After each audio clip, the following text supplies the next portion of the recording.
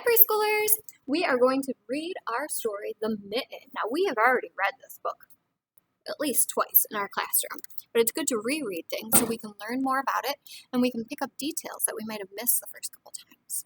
So this book was adapted and illustrated by Jan Brett. And when we looked at the book, we also looked to see there's a picture of Jan on the back of our book. Do you remember we looked at the cover and wondered what we saw? We saw different animals, and we noticed a mitten there too, just like in the title. Let's read The Mitten.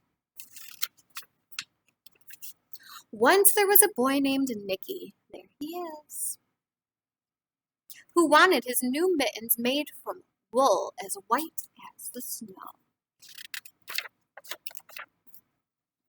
At first, his grandmother, Baba, did not want to knit white mittens. If you drop them in the snow, she warned, you'll never find it. But Nicky wanted snow white mittens, and finally Baba made them.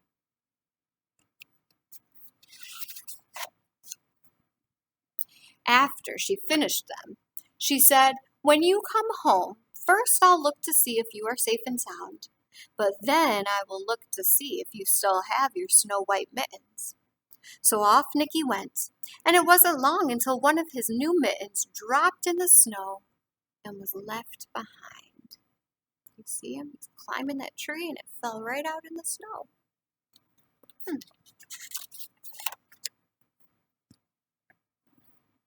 A mole, tired from tunneling along, discovered the mitten and burrowed inside. Let me move this just a little bit so we can get closer to the book. And burrowed inside. It was cozy and warm and just the right size, so he decided to stay. Do you see that mole sneaking into the mitten over here? That must be where his tunnel is.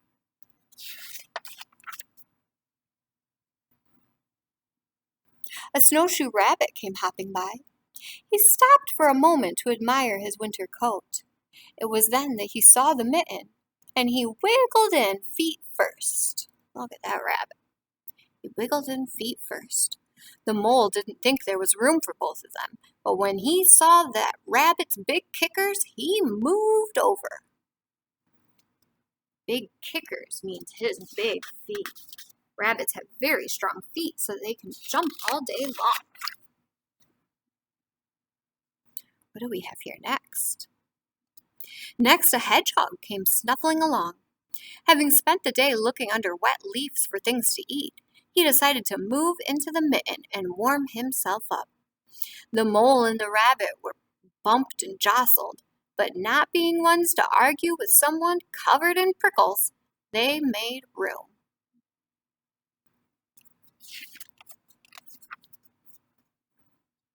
As soon as the hedgehog disappeared into the mitten, a big owl was attracted by the commotion, and it swooped down. When he decided to move in also, the mole, the rabbit, and the hedgehog grumbled. But when they saw the owl's long, glistening talons, his sharp claws, they decided they'd quickly let him in. They did not want to pick a fight and get into an argument with somebody with such sharp claws. Up through the snow appeared a badger. He eyed the mitten and began to climb in. The mole, the rabbit, the hedgehog, and the owl were not pleased. There was no room left. But when they saw his diggers, hoo-hoo-wee, they gave him the thumb and let him move into the thumb of the mitten. His diggers means that his claws that he uses to dig and tunnel. You see them up here? They look pretty sharp also.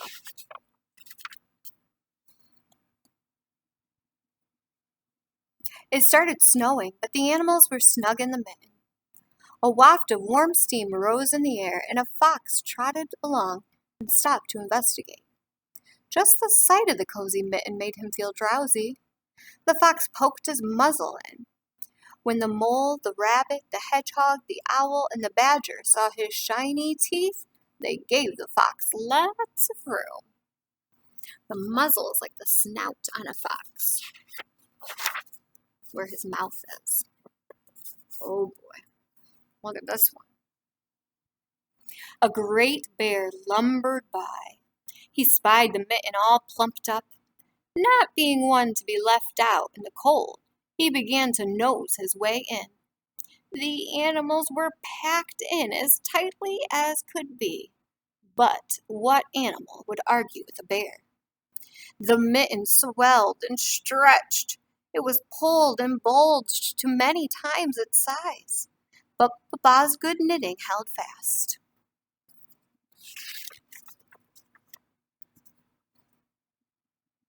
Along came a meadow mouse, no bigger than an acorn.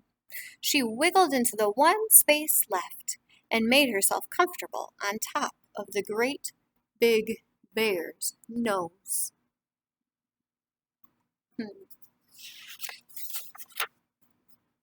The bear, tickled by the mouse's whiskers, gave an enormous sneeze. Ah, ah, ah, ka-choo! The force of the sneeze shot the Mitten up into the sky and scattered the animals in all directions. On his way home, Nicky saw a white shape in the distance. It was the lost Mitten silhouetted against the blue sky. Do you see it up there? He sees it too. As he ran to catch his snow-white Mitten, he saw Baba's face in the window. Do you see her in the window? She's watching. First, she looked to see that he was safe and sound, and then she saw that he still had his new mittens. Although, look at this.